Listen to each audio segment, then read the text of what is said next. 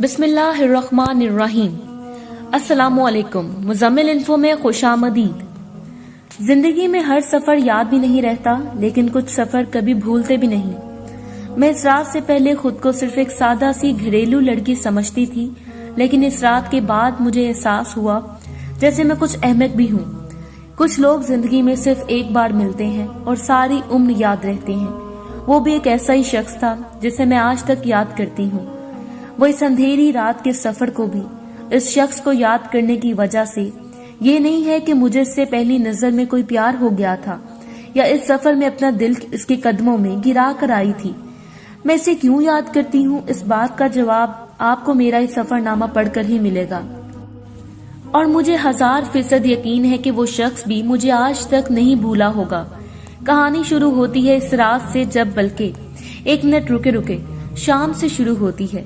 اس شام سے جب میں اپنی سہیلی اسما کی برتھ ڈے پارٹی پر جا رہی تھی۔ رکشے والے نے مجھے اسما کے گھر کے پاس اتارا تھا۔ اس کو میں نے پرس نکال کر کرایہ دیا۔ پھر میرے سامنے ایک نوجوان بھکاری آیا۔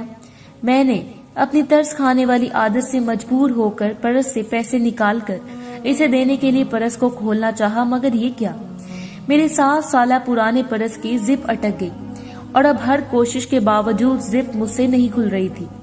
میں نے کچھ شرمندگی سے اس بھکاری کو دیکھا اور وہ میرے پرس کو دیکھ رہا تھا۔ اس نے بھی شاید میرے ماتھے پر لکھا ہوا دیکھا ہوگا۔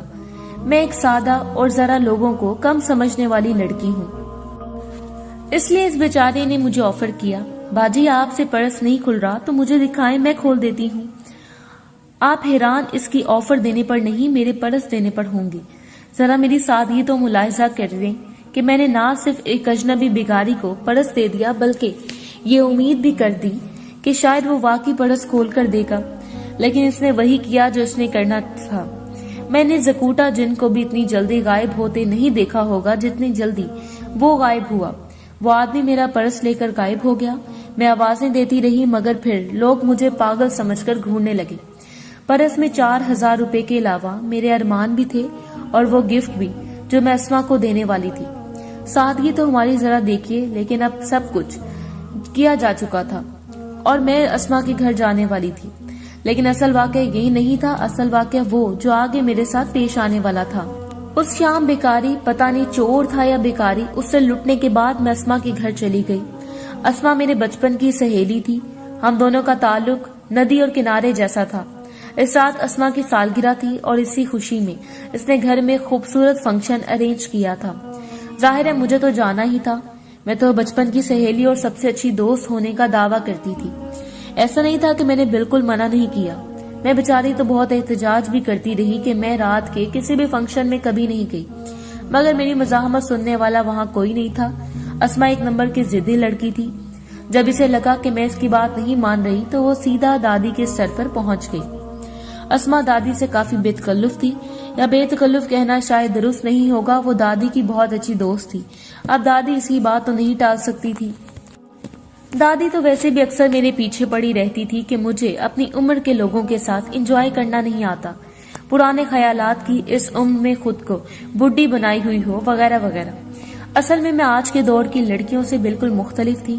Make up, fashion, parties, functions, ان سب چیزوں کا مجھے بالکل بھی شوق نہیں تھا۔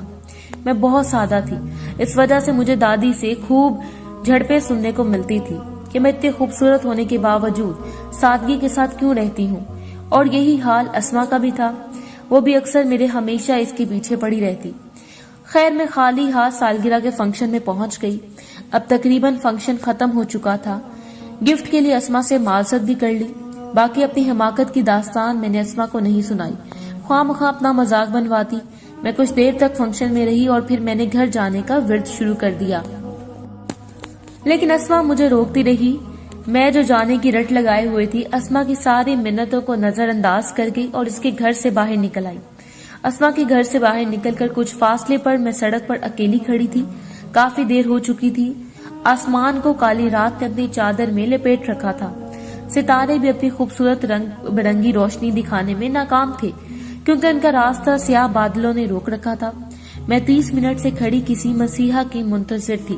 اس کے پاؤں بھی اب درد کرنے لگے تھے۔ اس لیے میرے پاؤں میں اب درد ہونے لگی. میرے چہرے پر مایوسی چھائی ہوئی تھی. بڑی بےچارگی کا عالم تھا. میں پورے امید نگاہوں سے سڑک پر آتی جاتی گاڑیوں کو دیکھ رہی تھی اور میں یہ دعا کر رہی تھی کہ ان میں سے کوئی ایک گاڑی رک کر مجھے خدمت خلق کے طور پر میرے گھر ڈراپ کر دے، کیونکہ کرایہ دینے کے لیے میرے پاس پیسے نہیں تھے. اور پیسے کیوں نہیں تھے، یہ دردناک واقعے آپ پہلے بھی پڑھ چکے ہیں. ماتھے پہ آیا پسینہ میں نے اپنی چادر سے پہنچا جو میں نے اپنے پورے جسم سے پہ لپیٹ رکھا تھا. پسینہ گرمی کی وجہ سے نہیں آ رہا تھا، پسینے کی وجہ وہ گھبراہٹ تھی جو میں سنسان سڑک پر محسوس کر رہی تھی. میں ٹی وی پر اغوا اور زبردستی کے کیے گئے واقعات روزانہ سنتی تھی اور آج خود کو میں اس گرداب میں دھنسا ہوا محسوس کرنے لگی. شام 3 بجے میں گھر سے نکلی تھی اسما کے گھر فنکشن اٹینڈ کرنے کے لیے، اور اس وقت رات کے 8 بج رہے تھے. وقت ویسے زیادہ نہیں ہوا تھا، لیکن ایک ایسی لڑکی جو زندگی میں کبھی تنہا رات کو گھر سے باہر نہ نکلی ہو، اس کے لیے یہ 2 گھنٹے 2 صدیوں کے مترادف تھے. اس اندھیری رات میں کوئی فرشتہ ہی اس کی مدد کو آ سکتا تھا. وہ میری دعا تھی یا میرے سفر نامے میں وہ سب ہونا تھا کہ خوبصورت سفید رنگ کی نئی نویلی لمبی گاڑی میرے بالکل قریب آ کر رکی. وہ گاڑی 3 حصوں پر مشتمل ایک جدید طرز کی گاڑی تھی. ڈرائیونگ کرتا وہ ہینڈسم شخص ونڈو سے باہر جھانک کر مجھے مخاطب کرنے لگا. ایکسکیوز می میڈم، کیا میں آپ کی کوئی مدد کر سکتا ہوں؟ میں کچھ نہیں بولی، بس حیرت اور الجھی نگاہوں سے اسے دیکھنے لگی. اس شخص کی عمر 30 کے قریب تو ہوگی، لیکن وہ عمر سے کافی زیادہ چھوٹا نظر آ رہا تھا. میرے پاس زیادہ سوچنے کے لیے وقت نہیں تھا. خدا نے جب مدد کے لیے کسی کو بھیج دیا ہے تو میں اسے ٹھکرا کر کفران نعمت تو نہیں کر سکتی تھی. میں تو کب سے کسی مسیحا کے انتظار میں تھی جو مجھے میری منزل تک لے جاتا. لیکن اس سب کے باوجود میں گھبرا رہی تھی. انجان آدمی اور اتنی رات کو اس کے ساتھ اکیلے. وہ شکل سے تو شریف، مہذب، پڑھا لکھا لگ رہا تھا، لیکن کسی کی شکل پہ تھوڑی لکھا ہوتا ہے کہ وہ اندر سے کس قسم کا ہے. بہرحال اس کے علاوہ کوئی اور راستہ بھی نہیں تھا میرے پاس. جی مجھے گھر تک جانا ہے، یہیں پاس میں ہی ہے میرا گھر. میں مدھم مگر پورے اعتماد آواز میں بولی. نو پرابلم، میں بھی اس طرف جا رہا ہوں، آئیے بیٹھیے. میں ابھی تک ہاں اور نہ کے کشمکش میں تھی. آئیے، وہ مجھے الجھن میں دیکھ کر بولا. پھر میں نے سادگی سے کہا میرے پاس کرایہ دینے کے لیے پیسے نہیں ہیں. میری بات پر اس نے بتیسی کی نمائش کی اور بولا میں کیا اس وقت ٹیکسی چلا رہا ہوں، آپ کو اکیلے دیکھا تو گاڑی روک دی. میں بسم اللہ پڑھ کر پچھلی سیٹ پر بیٹھ گئی. اندر آ کر مجھے احساس ہوا باہر کتنی گرمی تھی. میرے بیٹھنے کے بعد اس خوش شکل آدمی نے گاڑی سٹارٹ کر دی. میری ساری تھکان دور ہو چکی تھی. میں پرس گود میں رکھ کر اپنے ناخنوں کے ساتھ کھیلنے لگی. کار والے نے مجھ سے کوئی بات نہیں کی. ہائی وے پر پہنچنے کے بعد کار کی رفتار میں مزید اضافہ ہوا. میں نے اس شخص کا شکریہ بھی ادا نہیں کیا.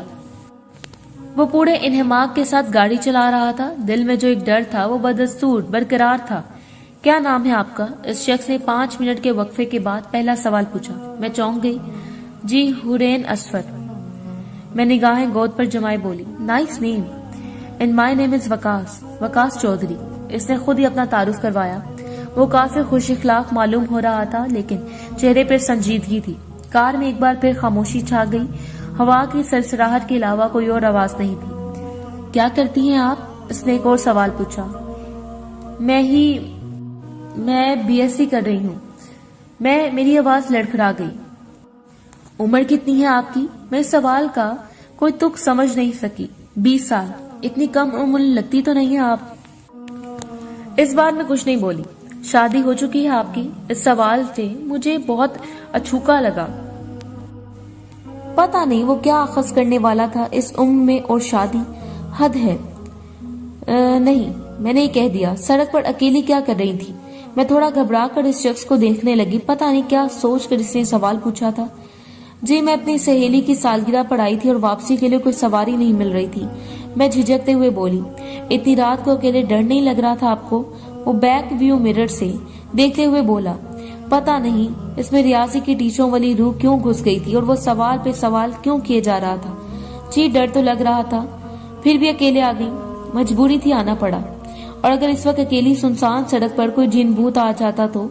میں جن بھوتوں پر یقین نہیں رکھتی. ٹی وی دیکھتی ہیں آپ؟ میں ایک بار اس سوال کا مقصد نہیں سمجھ سکی. مجھے ریڑھ کی ہڈی میں سنسناہٹ محسوس ہوئی. اس شخص کے عجیب و غریب سوال پر حیرت ہوئی. جی. اس جی میں سوال زیادہ اور جواب کم تھا. सास बहू वाले ड्रामों के अलावा कभी खबरें देखी हैं? मैंने इस बात में गर्दन हिला दी। मैं तो आगे देख रहा था कि इसलिए वो मेरी गर्दन हिलाई तो जाहिर है नहीं देख सका, वो आगे देख रहा था, इसलिए उसे अपना सवाल दोहराना पड़ा। इस बार मैंने बकायदा हाँ कहकर जवाब दिया। खबरों में अगवा के भी कई केसेस आते हैं, सुने कभी? जी, मैं थूक निगल कर बोली और बड़े गौर से इस शख्स को देखने लगी।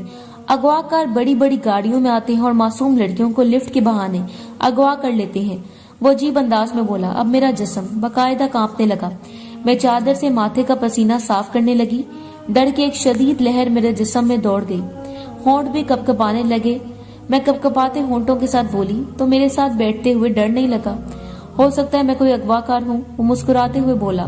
मैं महसूस कर रही थी कि खून की गर्दिश को मेरी रुक रही है। दिल में अजीब बेचैनी सी आ गई, मेरा दिल धड़कने लगा। मैं जवाब में कुछ भी नहीं बोल पाई। आंसू तैयार खड़े थे जो किसी भी पल मेरी आंखों से नीचे लड़क सकते थे। मैं हवास भागता होकर इस इंसान को देखने लगी जो कह रहा था, I am sorry to say that, मैं एक अगवाकार हूँ और मुझे अफसोस है के साथ आपको बताना पड़ रहा है कि मोहतरमा हुरैन असवर कि आप इस वक्त अगवा हो चुकी हैं। अपनी बात मुकम्मल करके वो शख्स शैतानी अंदाज में हंसा और मुझे लगा जैसे अचानक गाड़ी किसी खाई में गिर गई हो और मेरा वजूद टुकड़े टुकड़े हो गया हो, जिस्म से खून खुश्क होने लगा। मैं बड़ी हैरान और अफसोस बड़ी निगाहों से इस शख्स को देख रही थी। अफसोस इससे मुझे इस शख्स पे नहीं, मुझे अफसोस था। मुझे बेवकूफ़ी और अपनी जल्दबाजी पे अफसोस आने लगा और सिर्फ अफसोस ही नहीं, आंसू भी मेरी आंखों से निकलने लगे। ये कि दिन में दूसरी बार था जब मैं अपनी हमाकत पर अफसोस कर रही थी। मैंने तेजी से कहा, गाड़ी रोकें। इसने जैसे सुना, मैंने कहा गाड़ी रोकें। एक बार जोरदार आवाज में मैंने चिल्लाकर बोली। इसने अभी भी कोई जवाब नहीं दिया। प्लीज गाड़ी रोकें, मैं भड़ाई हुई आवाज में बोली। सारा इत्तेमाद उड़ चुका था। ये गाड़ी तो अपनी मंजिल पर जाकर रुकेगी, वो मकरूह अंदाज में बोला। आप ऐसा कैसे कर सकते हैं, प्लीज गाड़ी रोकें। अब मैं बकायदा चीख चीख कर रो रही थी। इस शख्स ने कहीं से मुझे टिश्यू निकाल कर दे दिया। मैंने वो टिश्यू पकड़कर गुस्से से फेंक दिया। मैं आप पर भरोसा करके गाड़ी में बैठी थी और आप ही क्या कर रहे हैं? देखिए, आप मेरे साथ ऐसा नहीं कर सकते। मैं ऐसा कर चुका हूँ, अब आप बताएं आप क्या कर सकती हैं? मैं चिल्लाऊंगी। हा हा हा। वो आदमी अजीब अंदाज में हंसा। तो चिल्लाएं, जी भर के चिल्लाएं। यहाँ इस सुनसान सड़क पर आपकी चीख सुनने वाला कोई नहीं है। हा हा हा। और मुझे वाकई अंदाजा हो रहा था जैसे इस सड़क पर मेरी चीख सुनने वाला कोई नहीं था। देखें, प्लीज मुझे जाने दें, मेरी दादी मेरा इंतजार कर रही हैं। मैंने बेबसी से इसके सामने हाथ जोड़े, लेकिन इस जालिम पर इस बात का असर नहीं हुआ। पता नहीं वो मुझे कहाँ लेकर जा रहा था, क्या करने वाला था मेरे साथ। ये कैसा अजीबोगरीब सफर था। मैं किसी चिड़िया की मानिंद कांपने लगी। दिल धक धक करके मुझे बाहर से भी सुनाई देने लगी दिल की आवाज, आई एम सॉरी, आप कहीं नहीं जा सकती, अब ये टिश्यू लें। वो मुझे एक टिश्यू निकाल कर देने लगा। मैंने टिश्यू नहीं पकड़ा और सर सीट की पुश्त पर टेक लगाकर बेआवाज रोने लगी। मुझे इस वक्त जितनी सूरतें, जितनी आयात याद थी, मैं पढ़ने लगी। मेरी जिंदगी के साथ साथ इज्जत भी खतरे में थी और वो मनहूस बड़े सुकून से गाड़ी चला रहा था। खुद को खतरे में कौन देख सकता है, चाहे वो इंसान हो या हैवान। मुझे रह रहकर अपने आप पर गुस्सा आ रहा था। क्यों मैं किसी अजनबी की कार में बैठी? क्यों मैं इतनी जल्दी लोगों पर भरोसा करती हूँ? क्यों मुझे इंसानों को समझना नहीं आता? क्यों मैं इस कदर मासूम हूँ? अब जो इस बरसवरे की वारदात याद कर रही थी, वो इस शैतान के सामने एक फरिश्ता था। इसने तो मेरा सिर बरस चोरी किया था और ये कमबख्त तो पूरे का पूरा मुझे चुरा कर ले जा रहा था। मुझे अस्मा की एक बात याद आई जो वो हमेशा मुझे कहा करती थी, तुम तो इतनी बेवकूफ हो और सादा हो, एक दिन कोई तेरी सादगी का जरूर फायदा उठाएगा, तब पता चलेगा तुम्हें। और वो वक्त आ चुका था। अस्मा का इल्हाम सच बनकर मेरे सामने था। मैं वक्त में रोने धोने के अलावा मैं इस वक्त कुछ नहीं कर सकती थी। इस शख्स का मुकाबला मेरे बस की बात नहीं थी। मैं एक लड़की थी और वो एक तवाना मर्द था। वो किसी भी तरह मुझ पर हावी था और मेरे आंसू और रोने धोने से बेनियाज गाड़ी चलाने में मसरूफ था और मेरा दिल उछलकर हलक में आ गया था। मेरे हाथ पांव फूल चुके थे। मैं सोचने लगी मुझे कार से नहीं कूद जाना चाहिए, लेकिन एक नहीं तो वो कार इतनी तेज चला रहा था कि इसमें कूदना खुद मौत को दावत देने के बराबर था और मैं कोई स्पाइडरमैन तो थी नहीं। मैंने आंसू पोंछकर एक बार फिर इस पत्थर दिल इंसान से मिन्नत करने की कोशिश की, प्लीज खुदा के लिए मुझ पर रहम करें। क्या मिलेगा आपको मुझे अगवा करके? मेरी दादी का, प्लीज मेरे अलावा कोई नहीं है, प्लीज मुझे छोड़ दें। मैं रोते हुए इल्तिजा करने लगी, लेकिन वो बदसूरती से मुस्कुरा दिया और इसके दांत जो मुझे पहले खूबसूरत लग रहे थे, अब दिल कर रहा था कि इसको एक मुक्का मार के सारे दांतों से महरूम कर दूं। मेरे आंसू से पत्थर भी पिघल सकता था, लेकिन वो शख्स नहीं पिघल रहा था। वो मनहूस तो पत्थर से भी ज्यादा सख्त और संगदिल था। मुझे अपना आप डूबता हुआ महसूस हुआ, मेरा पूरा वजूद जैसे कांटों की लपेट में हो। आई एम सॉरी, ये तो नहीं हो सकता, लेकिन डोंट वरी, आप अकेली नहीं हैं। इस सफर में आपके साथ एक साथी और भी है। मैं हैरान होकर इस शख्स को देखने लगी। अभी क्या नहीं बकवास कर रहा था। मुझे नहीं, पीछे मुड़कर देखे। मैंने एक झटके से गर्दन मोड़कर पीछे देखी तो जैसे शॉक्ड हो गई। मुझे पहली बार एहसास हुआ गाड़ी में हम दोनों के अलावा एक तीसरा वजूद भी था। मैंने गौर से देखा तो मेरी आंखें खौफ और हैरत से फैल गईं। गाड़ी की पिछली सीट पर एक निहायत खूबसूरत औरत बेहोश लेटी हुई थी। मैंने अपनी चीख दबाने के लिए बेसाख्ता मुंह पर हाथ रखा। ये कौन है? मैंने अटकते हुए पूछा। ये बेचारी भी हमारा शिकार हो चुकी है, इसलिए इसको अगवा किया है, अब ये बेहोश है, वो इत्मीनान से बोला। तो ये कोई मामूली गैंग नहीं था, एक बहुत बड़ा बना बनाया मंसूबा था। सिर्फ मैं नहीं, मुझ जैसी और भी मासूम लड़की, एक और मासूम बेटी भी अगवा हो चुकी थी।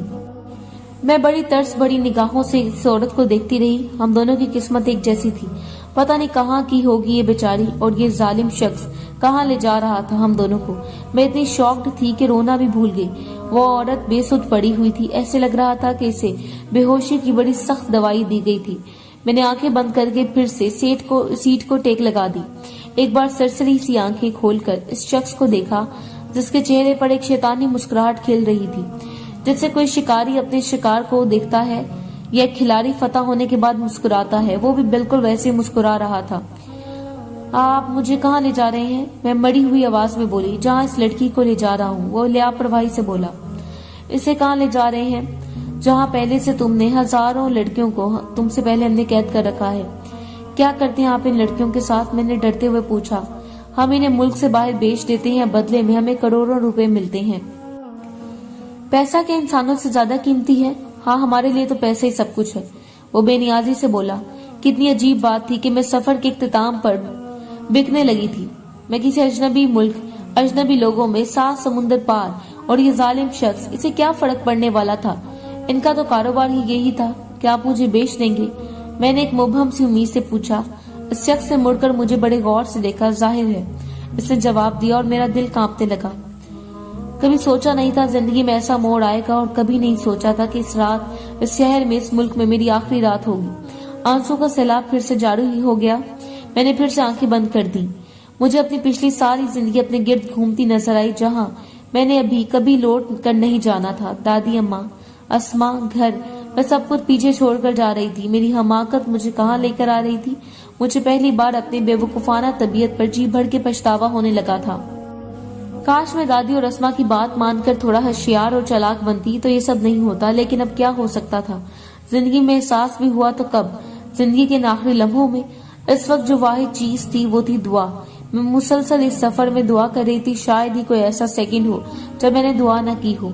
या अल्लाह प्लीज इस जालिम शख्स के दिल में थोड़े रहम डाल दे और मुझ पर रहम करेगी, प्लीज अल्लाह। मैंने अपनी पीतल की अंगूठी से लेकर लैपटॉप, मोबाइल, यहाँ तक कितना सबसे कीमती सूट भी गरीबों में बांटने की मन्नत मांगी हुई थी। वो शख्स बड़ी देर बाद बोला। जब वो बोला तो अजीब बोला। आपका घर यहाँ से कितनी दूर है? मैं इस शख्स की आवाज पर चौंकी और इसका सवाल नहीं सुन सकी या फिर समझ नहीं सकी, इसलिए इसे अपनी बात के एक बार फिर दोहरानी पड़ी। मैंने पूछा, आपका घर कितनी दूर है? मैं समझ तो अब भी न सकी, क्या खुदा ने सच में इसके दिल में रहम डाल दिया था या फिर वो मेरे घर से कोई चोरी करने वाला था। हो सकता है ये शख्स मुझे घर छोड़ने वाला हो, मगर इस दूसरी औरत का क्या होगा? मैं इसके सवाल के 10 सेकंड के दौरान 20 मुख्तलिफ इबहाम सोच चुकी थी। फिर मैं भराई हुई आवाज में बोली, यहाँ से थोड़ा आगे है मेरा घर, जहाँ मोड़ मुड़ता है इस मोड़ पर। मैं ना समझते हुए बोली। इस शख्स ने मुझे बड़ी अजीब निगाहों से देखा। मैं भी इस शख्स की आंखों में देखने लगी। क्या था जो मैं समझ नहीं पा रही थी? तब इस शख्स ने एक जानदार कहका लगाया। हा हा हा। मैं इस कहके का सियाकुस बात नहीं समझ सकी, अलबत्ता ये कहका मुझे अब तक के तमाम कहकों से मुख्तलिफ लगा। आई एम सॉरी प्यारी लड़की, मैंने तुमको बहुत तंग किया और बहुत रुलाया। दरअसल मेरा नजरिया ये होता है कि तुम लड़कियां दुनिया की सबसे बेवकूफ मखलूक हो जिन्हें आसानी से बेवकूफ बनाया जा सकता है, और तुमने साबित कर दिया। मुझे लड़कियों के साथ मजाक करना انہیں تنگ کرنے میں بہت مزہ آتا ہے اور وہی میں نے تمہارے ساتھ کیا. اگر میں یہ نہیں کرتا تو میرا سفر بور گزرتا. اب تم بتاؤ کیسی لگی تمہیں میری ایکٹنگ اور کیسا لگا میرا مذاق. میں یک ٹک اسے دیکھتی جا رہی تھی. کیسا عجیب انکشاف کر رہا تھا وہ اس بکواس ایکٹنگ کے لیے. اس نے میرا کیا حال کر دیا تھا. میرا دل چاہا اسے 20 جوتوں کی سلامی دے دوں مگر میں یہ بھی نہیں کر سکتی تھی. اور تم تو بڑی آسانی سے میرا شکار بن گئی. تم تو جب کار میں بیٹھی تھی تب سے مجھے بے وقوف لگی. میں تم کو جان چکا تھا. اسے تمہیں تنگ کرنے کے لیے میرے ذہن میں ایک ڈرامہ تیار ہو گیا اور میری سوچ کے مطابق تم بالکل ایک معصوم بچے کی طرح خوف زدہ ہو گئی. مجھے نہیں معلوم تھا کہ تم اتنی ڈرپوک ہو. ہاں مجھ سے شرمندگی کے مارے سر بھی نہیں اٹھایا جا رہا تھا. جس چیز سے ڈر ڈر کے میں نے زمین آسمان ایک کر دیے وہ صرف ایک مذاق تھا.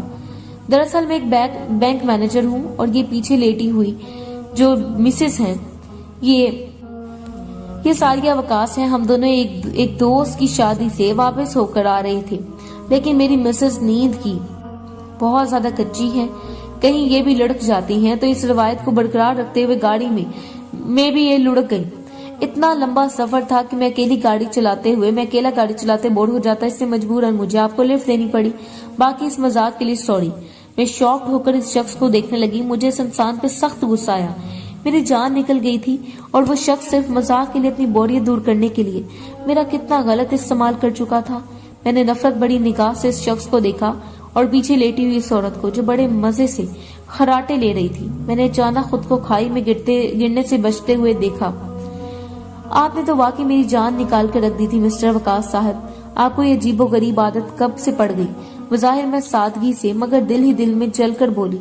ہاں بس کیا بتاؤں. یہ عادت تو بہت پرانی ہے. اب تو سینکڑوں لڑکیاں ایسی ہوتی ہیں جو بے وقوف بن چکی ہیں اور تم ان میں سے ایک ہو. میرے کلیجے میں ایک اور تیر پڑا. وہ جیسے اپنا کوئی کارنامہ سنا رہا ہو جیسے سن کر مد مقابل کو متاثر ہونا چاہیے مگر میں ذرا بھی متاثر نہیں ہوئی. الٹا مجھے اس انسان پر بے حد زیادہ نفرت اس سے محسوس ہوئی جو لڑکیوں کے بارے میں یہ سوچ رکھتا تھا. میں نے ناگواری سے اسے دیکھا. پھر 40 سیکنڈ گاڑی میں خاموشی رہی. رکے کہانی میں ٹویسٹ ابھی باقی ہے میرے دوست. میں نے ایک گہرا سانس لیا. میں گھر کے پاس پہنچ چکی تھی. وہ گاڑی تیز چلاتا رہا. پھر ونڈو سے مجھے میرا گھر نظر آیا. میں چیخ کر بولی رکو میرا گھر آ گیا ہے. میں نے تیزی سے چلاتے ہوئے اچانک گاڑی روکنے کا کہا. گاڑی چونکہ فل سپیڈ سے چل رہی تھی اس سے اچانک بریک لگنے پر جھٹکا کھا کر رک گئی.